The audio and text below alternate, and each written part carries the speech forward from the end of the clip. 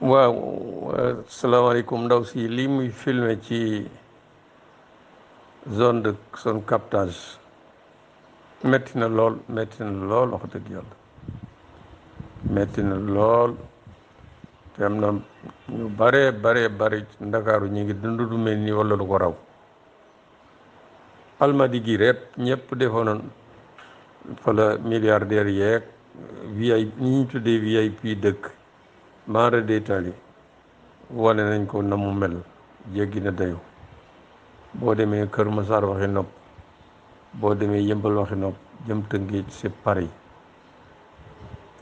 te dégg ngeen ko vidéo bi mu ngi ci réseaux sociaux yi ba muy bàkko en 2014 ne ba ma ñëwee dama fekk ay famille yu bari dëkkatuñu seen kër ndax inondation yi ma def sama plan décennal contre les inondations def ci 766 milliards en 4 ans j'ai réglé le problème moo wax de ñëpp déggu ko ñëpp a ko dégg moo waxal boppam kenn fentulu ko ba ma ñëwee moom mi soog a falu dama fekk ay famille yu bari ay borom kër yu bari ay nit ñu bari nekk ci biti génn seeni kër ndax inondation yi ma def sama plan décennal de lutte contre la corruption def ci 766 milliards en 4 ans j'ai réglé le problème mu ne ñeenti at réglé naa problème inondation waaye loolu na ko nit ñi dégluwaat ko waay en 4 ans j'ai réglé le problème de l'inondation en y investissant 766 milliards moo ko wax de 766 milliards boobu xaalis kenn xamul nu mu toll milliard bu ne 1000 millions la nga ni def nga 766 milliards ci xeex inondation yi ñeenti at réglé nga ko lépp inondation matul Ndakaaru Macky Sall ko waxal boppam 2014 kenn saxalu ko xaalis kenn saxalu ko suukar li munta ñàkk nag te mënees su ko ñàkk wax mooy inondation yi mu yore nekk zone de captage tubaab yi dañoo ko fi defoon defar Ndakaaru ba nga xam ni lépp day xaw a defu pant ndox mu mën a jógee Ndakaaru zone de captage la jëm bu ñëwee day infiltré wu day seey suuf si da koy manq Ndakaaru gépp noonu la ñu ko tabe woon mu def genre pant xaw a weng tuuti lu mu taw ndox mépp zone de captage lay ñëw bu ñëwee dajalu zone de captage buñ ca tegee ay minutes wala lu bon yi waxtu ndox mépp suuf si naan ko mu dem ci liñ naan nappe phréatique mooy ndox ma nga xam ne ci biir suuf sa lay nekk xam ngeen ne zone de captage service des eaux soriwu ko ñoom ci nappe phréatique boobu ndox moomu ci suuf ci la ñu doon duy di distribuer moom la nit ñi daan naan ak jëfandikoo mooy nappe phréatique parce que ndox mu mës a ñëw foofu suuf si naan ko mu dem dajaloo ca suuf ndox mu dul jeex bari te xam nga bu ko ndox mi naan bu ko suuf si naan bu àggee ba fa mu jëm du am benn kii day set wecc def napp foofa la SONES di jëlee ndox di ko di distribuer nit ñi moom la nit ñi daan jëfandikoo zone de captage looloo doon njëriñam d'ailleurs Patte d'Oie gii bi ñu koy defar zone de captage lañ ko bëggoon a defar booba socialiste ñoo fi nekk ñoo Abdou Diouf ñu ne déedéet zone de captage du pour ñu fiy defari kër ndox mi muy naan moom lañ ko fi bàyyee capté ndox zone de captage ñu dem def Patte d'Oie fee ñu ko def tey dégg li ma leen wax de le 1er avril 2000 Ablaye Wade def ko président de la République le 19 mars 2000 le 1er avril ñu installé ko 3e président de la République ba mu toogee at wala lu ca topp ba ñu dissoudre assemblée bi ba am député yu bees xam ne ay député am lañ ñuy député majorité écrasante première faute bu Abdoulaye Wade njëkk a def bu ma ko tuddee ñu ne dama ko bañ déedéet première faute Abdoulaye zone de captage def ko defi parcelle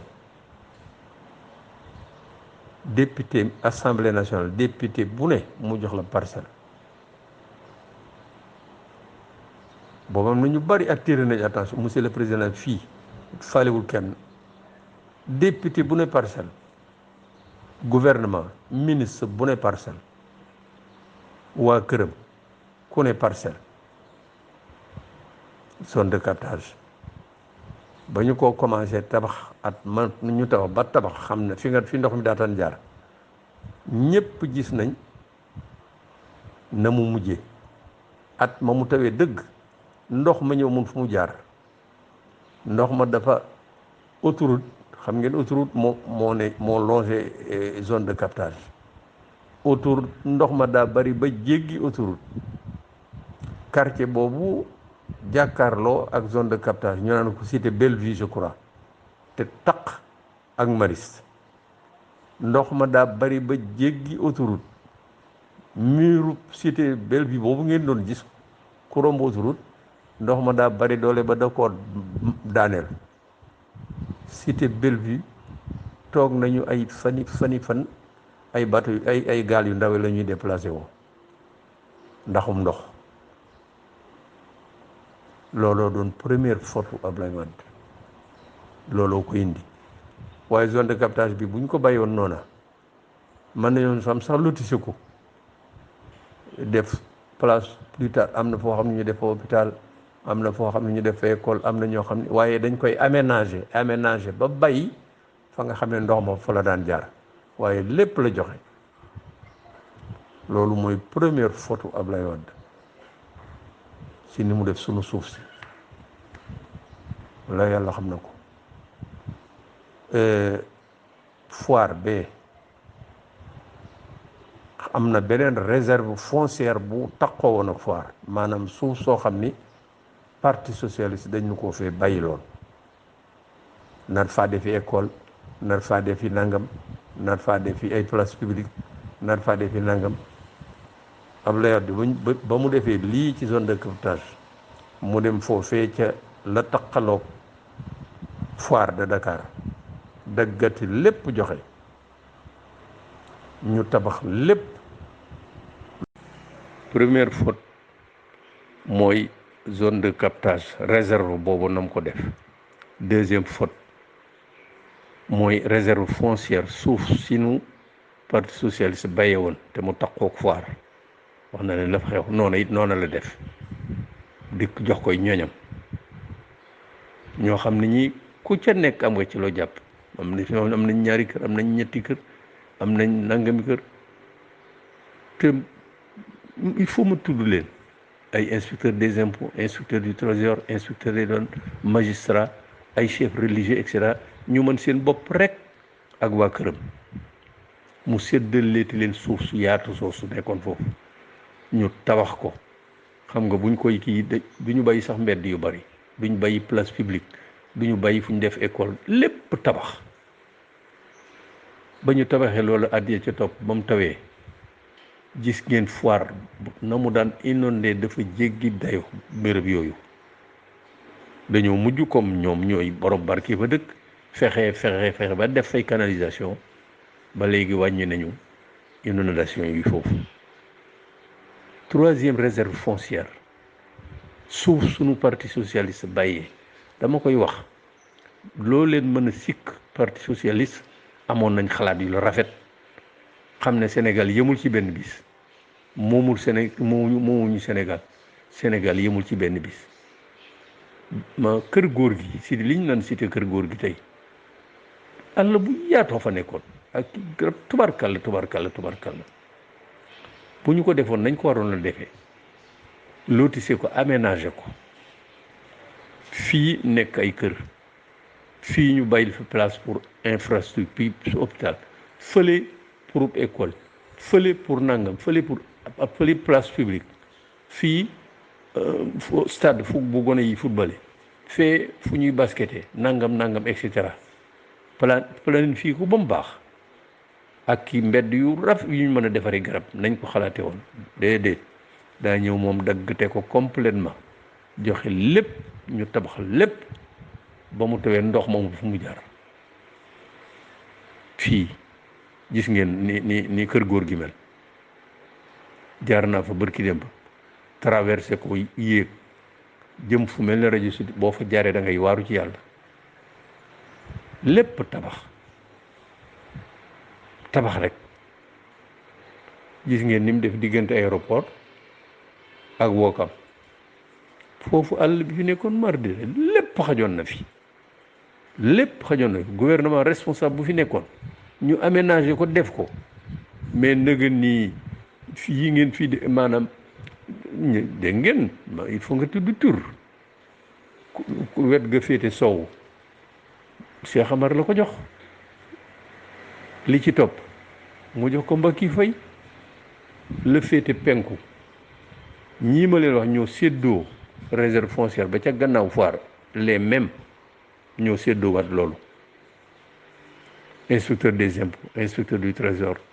inspecteur des douanes magistrat chef religieux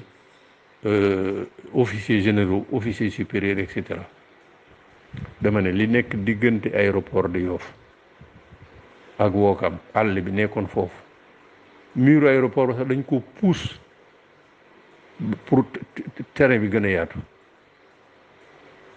ñu def ko ñetti cër ba féete sow ñu jox ko Cheikh Amar bi ci digg bi ñu jox ko Mbacke Faye la féete penku ñu jox ko ñi ma leen wax pour leen jox exemple rek Cheikh Amar ak Mbacke Faye 4300 francs le mètre carré la leen ko Abdoulaye Wade di joxe tey boo demee foofa terrain 200 mètres carrés mënoo ko fa moins de 50 millions prévoir yuñ fa place pour nangam place lépp tabax boo demee mbedd yi ay gravats yu dul jeex parce que ku tabax say gravats doo am foo ko teg mooy tojaan yeeg yëpp lépp ci tali yi ni mu mel mara de talit bu yàggee nee Almadi mel lay mel Almadi ni mel mara de tali parce que kenn defu canalisation yi ñu fi jot a def ak yëpp baaxul goudron waxi nopp te diggante bii ma leen di wax diggante aéroport ak Wokam li fi nekkoon ci suuf kenn xamul nu mu toll Mbacke Faye rek diggante 37 ba 40 hectares jox nañ ko ko fi 4300 francs le mètre carré xam nga Sénégal dañoo toll foo xam ne mënatoo bañ a tuddi tur dafa metti donc li indi inondation mooy lépp ñu tabax ko teemul aménagement lu bari moo yokk inondation yi rawatina ku bëgg a toj sa kër bëgg a def premier étage wala nangam di modifier sa kër doj yaag yépp da ngay fab rek sotti ci mbedd mi grava moo gën a yokk inondation Sénégal xaw ma nit ñi xam nañ grava seetlu nañ danger bi mbedd moo yor grava la mooy doj yi jóge ci kër yi ñuy toj ak nangam et cetera au lieu que ñu dugal ko ci oto yóbbu ko ci àll ba tuur ko fa buñ ko defee dugalee saret yi wala borom fu njëkk a jot rek tuur grava gën a yàq Sénégal Ndakaaru donc ndaw si vidéo bi mu def nee na ci ñoom la bokk waaye du ko tee wax dëgg donc zone de captage la doon njëriñam la ñu yàq dindi ko te Abdoulaye Wade da ko def première fotam ca loolu la li fi parti socialiste bàyyoon réserve foncière yëpp ñu mënoon na jox lii SICAP jox lii HLM lii ñu def ko ñëpp jëriñoo ci lu ñëpp bokk domaine national ñu fekk ñi nga gën a xam ni ñoo gën a mën seen bopp les plus nantis ñoo xam ne ñii nga am benn kër ñii nga am ñaari kër ñii nga am ñetti kër ñu jox ko ñooñu. am na ñaari chef religieux yoo xam ni fii ci diggante aéroport ak Ouakam lañ leen fa jox kenn xamul ñu ne dañ koy def institut islamique waaye ba leen ko jox seen tur sax demu fa dañ koo dagg te ci saasa jaay ko fab xaalis ba def ci seen poche. dégg ngeen Macky Sall ak benn sëriñ boobu moom itam ak 9 hectares nangam yooyu nekk ca kiwu gendarmerie terrain boo xam ni ci gendarmerie la bokk foofu ci wetu Liberté dégg ngeen coow la xaw ma nu mujje dégg naa ne delloo nag xaw ma delloo nee nañ 9 hectares nga fab ko jox ko kenn nit ci loo xam ne ci domaine gendarmerie la bokk Macky Sall la ko def. kii c'est normal résultat yi moom ko te résultat yi sax ak càcc da cee bokk booleeg Macky Sall li ak ñi mandal li ñu dépensé ci milliards ba pare teg loxo ci gouverneur yi teg loxo ci préfet teg loxo ci sous-préfet yi teg loxo ci magistrat yi teg loxo même ci conseil constitutionnel dolli ci di joxe milliards ak ministre de l'intérieur boo xam ne bii kenn mësula gis ministre de l'intérieur bu politisé woon noonu politique rek lay dunde am na ñu ne xaw ma dëgg la xaw ma du dëgg du ma ko weddi parce que ay nit a ma ko wax Touba lam fa distribué ci xaalis lui le ministre de l'intérieur kenn xamul nu mu toll je précise mënu ma ne am na mais sama bokki Touba yi ñu bari nee nañ ma ñëw na distribuer foofu xaalis bu jox na diw nangam jox na diw nangam jox na diw nangam jox am na je ne sais pas parce que man bu lu may wax toujours dama ci am preuve waaye ay nit ñu crédible la ma ko wax malgré tout gis ngeen nañ leen fa laminé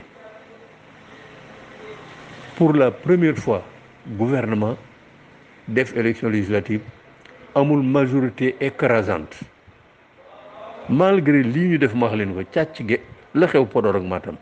jéggi na day Louga géey pertoon nañ ko ñu defi pexe la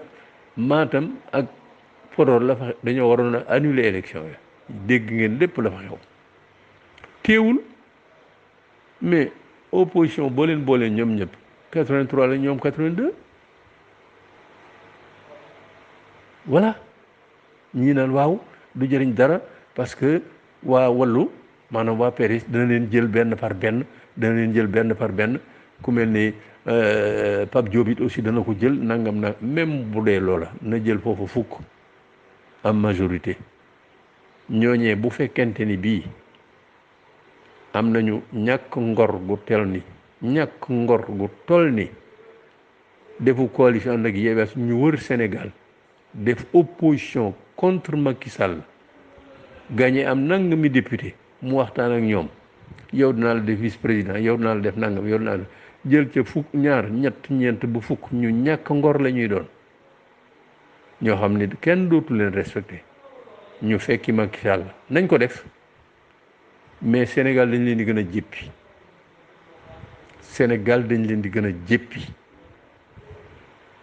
maire yi nga xam ni ba ñu defee élection locale ñu ànd ak opposition voté contre Macky Sall ñu gagné leen mu leen di woo benn par benn ñii ne nañ dafa naan leen dama leen di dimbali ñii ne dafa leen di jox xaalis dans tous les cas woo na leen am na ci luñ juboo ñu bàyyi trahir wor ña ñu àndaloon ñu jox leen seen kàddu dem ànd ak Macky Sall waaye élection yi ñi ko def xam ngeen leen bañ ñëwee noonu mu demee ñoom ñëpp seen fa la ñu laminé dañ leen a toroxal gagné leen ñoom ñëpp Sénégal yi léegi xam nañ seen bopp Macky Sall bu demee ba ci wàllu gii mu jël ci député pour yokk majorité am du tee nit ñi war nañ ko gannaaw ba tey ne nit ñi am fulla ak fayda.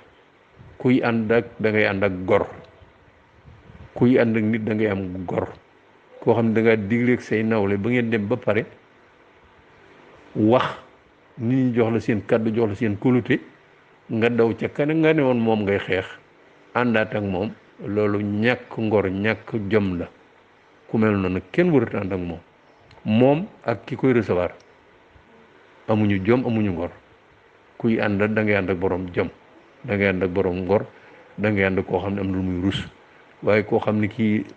njariñ rek la teg bëtam kooku du àndandoo bu ñu ko defee na nit ñi teg seen bopp ci 2024 liggéey wuti 2024 te la fa des ci opposition ci député la ñu waxoon ak xeet wi nañ ko def nañu liggéey opposition yi nekk ci gagné ay mairie ak yooyu nañu liggéey wan ne Sénégalais yi lan waxoon noo ngi koy def dañ ne woon ñii mairie yi yor biñ ko rafet yor bu ñaaw lañ ñoom nañ ko yor bu rafet wan ko Sénégalais yi bu ko defee Sénégalais yi ne ñii kat liggéey ba ñuy liggéey assemblée nationale même bu ñëmul majorité ak liggéey bii ñu liggéey ci seen mairie yi ñii ku leen jox réew mi danañ ko yor te réew mi daa war a génn ci loxo yu nekk Abdoulaye Wade fukki at ak ñaar Macky Sall bu nu àggee 2024 fukki at ak ñaar fukki at ak ñeent yoo xam ne ci yàq ak saax-saaxe sunu alal ji Macky Sall mii li gën a metti ci nguuram liñ naan impunité li tubaab la impunité xaaj Sénégal ñaari xaaj benn xaaj bi ak njabootam par dem ak coalition bi màndal lu leen neex def li ñu sàcc maa ko wax dañoo sàcc ba kenn xamul nu mu toll mais kii ñu tuddee géwalam bi rek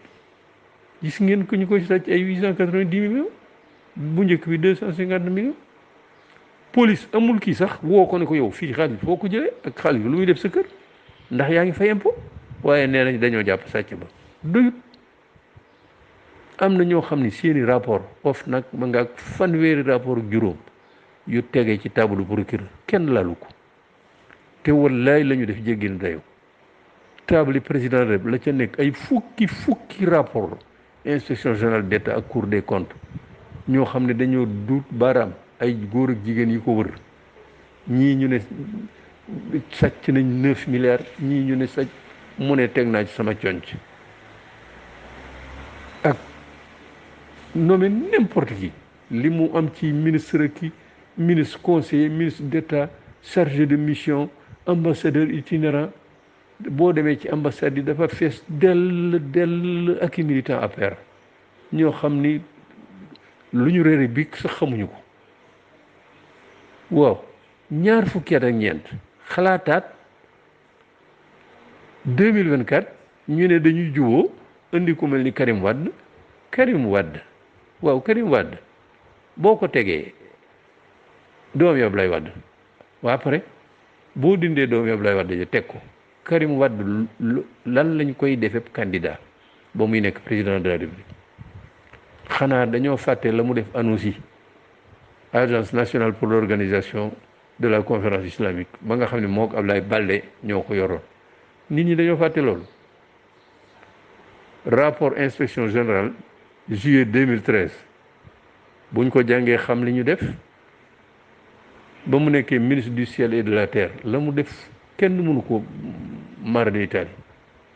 te li mu ne fukki at ak benn yi nga xam ne nekk na ko ci nguuru papa mësula dugg ci avion commercial avion yi nit ñi dugg déedéet benn kii mu tuddati seen avion yu kii yooyu benn jet privé buñ ne benn libanos xawma nangam buñ naan Aba Jaber moom la Karim ak papam joxoon Sonacos dañ leen koo jox ci xawma 4 xawma 5 milliards loo xam ni réserve fonds liñ yor ci suuf rek Sonacos ay centaine de milliards la lañ ko joxe mutul ñii ne nañ 8 milliards ñii ne nañ motu ko Aba Jaber kookee moo yor ab jet privé. ñu bari ne nañ Karima ko moom moo ko xaw ma wóoruma waaye jet privé moom lu wér la. fukki at ak benn yépp duggul avion commercial jet privé lay demee ak jet privé ni mu seere voyage am bi Abdoulaye Wade daanoo Macky Sall ñëw ministre de l'économie et des finances bi mu njëkk a nommé Amadou Kane te nekkoon directeur général BICIS moom la Mamadou Ibra Kane invité ci émission boobu mu tudd grand jury ñuy wax ba tudd ko ak ay dellu si ak nangam mu ne li mu ci xam daal mooy fukki at ak benn yim fi nekk yépp mësula dugg ci avion commercial jet privé rek lay dugg te ba nu seetee gëstu dem beeg dikk bi essence beeg pay geeg lañ daan fay pilote yeeg nangam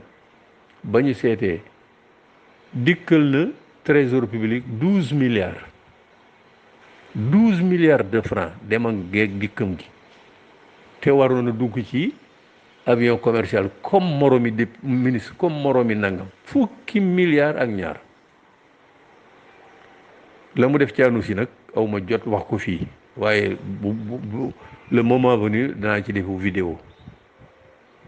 rapport inspection générale d'État kenn man mënuma fent dara loola lam ca def jéggi na dayoo ñu naan dañuy réunir famille libérale bu ko defee Karim Wade ñëw nekk candidat waaw waa PDS 1974 ba nëgg ni ba Abdoulaye Wade créé parti bi ba nëgg ni fii mu ne amuñu ci ñoom kenn du góor du jigéen ku mën a nekk candidat ku du Karim Wade 2019 ba nga xam ne bii candidature am munta ne booba xaw ma ci condition yan lañ ko yóbboo foofee ca Qatar munta nekk candidat Abdoulaye Wade ba mu ñëwee ngawul néewul na woteel leen ma Samba néewul woteel leen ma Demba dem na fi d'ailleurs Conakry ak président ba fa nekkoon ñu naan ñu protocole bu wóoruma waaye ba mu ñëwee daal dafa ne miix néewul woteel leen ma Samba néewul woteel leen ma Demba waaw PDS bu boobaa Karim mënut a nekk PDS gi waaye PDS di ci nekk ci junniy militant am nay docteur am nay professeur amu ca kenn ku mën a nekk candidat du PDS bu fi Karim nekkut waaw Karim moom mooy kan ak lan moo ne ci Karim bañ ne moom rek moo mën a nekk candidat PDS dama ne famille libérale boobu buñ juboo ba Karim ñëw fii it sénégalais yi gisuma ñàkk fayda ba Karim nekk candidat ñu di ko fal bu boobaa yàlla danoo war a raafal parce que booba dafa fekk ne dañ koo tooñ gu jéggi dayoo damay wax ne bu boobaa am Karim Wade doomi Abdoulaye Wade jóge fi Macky Sall remplacé ko la mu nekkoon mu nekk ca wala mu nekk ci lu ko raw jóge fi Karim Wade topp ca bu boobaa la sunu borom defoon Sodome et Gomorrhe jéppi waa dëkk ba xëy wëlbati suuf sa seen kaw parce que yonent yàlla Lóot dafa ñëwoon ànd ak doomam wala jarabaatam mu wóoruma tuuti ànd naag doomam la kenn am na ku màndal dëkk yooyu ay góor jigéen a fa dëkkoon ñu bëgg ko sàkku